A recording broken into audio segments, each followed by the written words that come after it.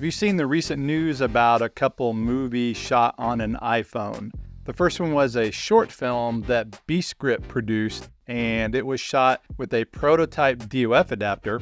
And the second one is a Hollywood movie, $75 million movie, directed by Danny Boyle. Now, shooting movies on an iPhone is not new.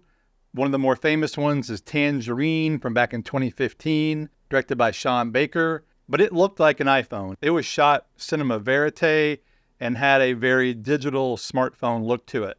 And then Steven Soderbergh did a couple movies. His started looking more cinematic, especially the second one about basketball. The first one, Unsane, he purposely played into the iPhone look. And so to me, though, that's not really a great example of an iPhone shot short film or film, because when I'm making a film shot on a phone, my goal, and really it's any camera, is to make it not look like it's shot on a phone or really whatever camera you're using. Ultimately, our goal is to make it look like it's shot on film. And today, the gold standard would be Arri Alexa. It's not film, but it's a digital camera that looks a lot like film. But if you've seen the Beastgrip short film and you didn't know it was shot on a phone, you would, not know it's shot on a phone. It looks that good. Now, part of what they did is they used a DOF adapter. If you don't know what a DOF adapter is, it's basically an adapter that lets you put professional lenses onto a phone. Now, you may be asking, why would you do that? Well, the main reason is you get that more traditional looking shallow depth of field. But the number two reason is you get a much more organic looking shot. It's not as digital, and it creates more of a cinematic filmic look. Now, the way most DOF adapters work is they shoot through a ground glass. And so that way you're actually shooting through additional glass. You have the iPhone lens and then an additional piece of glass in there, just like a film camera has, truthfully. And what it does then is give it that more, again, organic look. Now, interestingly, the new DOF adapter that Beastgrip used is not on the market. You can't buy it. And I talked to Vadim, the owner and founder of Beastgrip, and he says that DOF adapter probably won't go on the market. Or if it does, it might be a rental item. Evidently, it's pretty costly to make, but it does not have a ground glass. And it also works with PL mount lenses, which is pretty interesting. But again, if you've seen the short, you would not know what kind of camera that was shot on. And for me, again, that's kind of the idea. Now, the second film that's of note, and it's really interesting because it just came out of left field. I think there was an article in Wired, and that was the announcement that Danny Boyle's new zombie movie, the follow-up to 28 Days Later, it's called 28 Years Later, is shot on a phone. It's a $75 million movie. So I don't really know why you would do that, in my humble opinion. Even though I am a huge proponent of mobile filmmaking, to me, I don't really get shooting because, the thing is, you're not saving money now really either way. If you're super low budget, like micro budget, yeah, you're saving money by not using a traditional camera. But if you have the budget to shoot with any camera you can, I'm not sure why you choose a phone. Some people said it's marketing for Apple or kind of a gimmick. I don't believe that. The main reason is because Danny Boyle, if you don't know, the original 28 Days Later was shot on video. The majority of it, the ending was shot on, I believe, 16 millimeter. But the beginning of that movie, the bulk of that movie was shot not only on regular video, it was shot on standard def video. So not even HD video. It was like a Canon XL1 or XL2, I forget.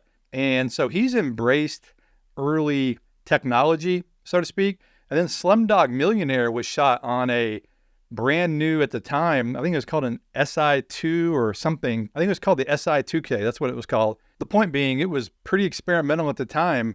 And that was a decently budgeted film. It's an indie film, but it went on to win a bunch of awards and Oscars, etc. Now, why he would shoot the new movie on a phone, I don't know. Because if you see the behind the scenes picture, they've got it tricked out. And there's really two schools of thought when using a phone. The first one, and probably the more popular way, is to do it in a very minimalist fashion where you don't have a lot of gear connected. So you can easily move the camera around and get more unique angles and put it to where a traditional camera wouldn't fit. However, on a larger shoot, you've got all kinds of moving parts and you need to have monitors for everybody to see. You need to have and a way for the focus puller to see the image. And so you've got to connect a lot of stuff to it. So even if you're shooting on a small camera, it's still going to look big once you got it rigged up for a shoot. And so it kind of diminishes the idea of using a small camera anyway. And that's whether you're using a Sony mirrorless camera, just like they did on the Creator. They shot on the FX3.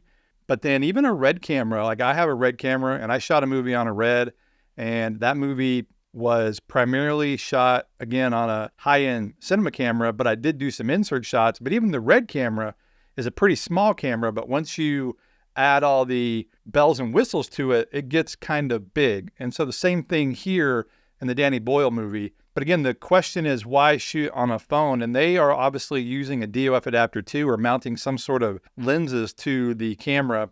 But with the advent of Apple Log, it really has opened the door for more traditional and professional filmmakers to use the phone because the quality really is there. Even on my FX30, I can't shoot internal ProRes log. And so that's one big benefit using an iPhone. Now, of course, you're still having to use the main glass, the main lens that's in the iPhone, and you're putting glass on the outside of that. But to me, I'm sure, and this is the way I look at it, modern lenses, modern glass is super sharp. And so to get a softer, more pleasing image, you're going to use filters. And so putting an external lens on that lens actually does part of that job for you. It's still a very sharp, very nice image. I've shot a lot with a DOF adapter, but it does give it a more, you'll hear the term creamy, when, especially as it relates to shooting on Blackmagic or Alexa and using cinema glass. The bokeh can look creamy, but also just the image in general. And so adding layers of filtration or putting lenses on lenses could actually help in that regard. And so maybe that's what they're going for. I'm not sure. Once more information comes out about that movie, I'll definitely do a follow-up video. And so again, I really don't know why they chose to shoot on an iPhone, but I think it's pretty cool. And who knows, in the future, Apple may make a camera. I mean, basically all cameras are now just computers with a lens put on it. So Apple could definitely make one. What I mean by that is an interchangeable camera. And I mentioned my movie, and my movie is very close to being released. If you followed my channel for any time, you know that I shot a movie last year on the Red Komodo, and I did a lot of insert shots and pickups with my iPhone, which was a lot of fun. We finished the editing. We are now seeking distribution, and we've narrowed it down to one distributor, and well, one or two, but we're probably going with one. I can't say who just yet, but the movie will be available first of next year in 2025, and I'll potentially be releasing a poster and a trailer later this year before that release. I don't know the timing just yet. But anyway, if you're interested in learning more about that movie, again, shot on a Red and an iPhone, I'll put a link in the description.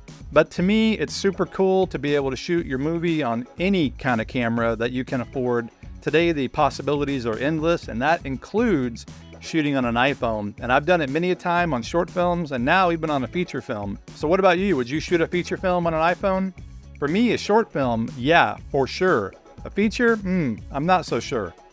As I often like to say, no matter what you do, don't wait to create. Just get out there and make a movie.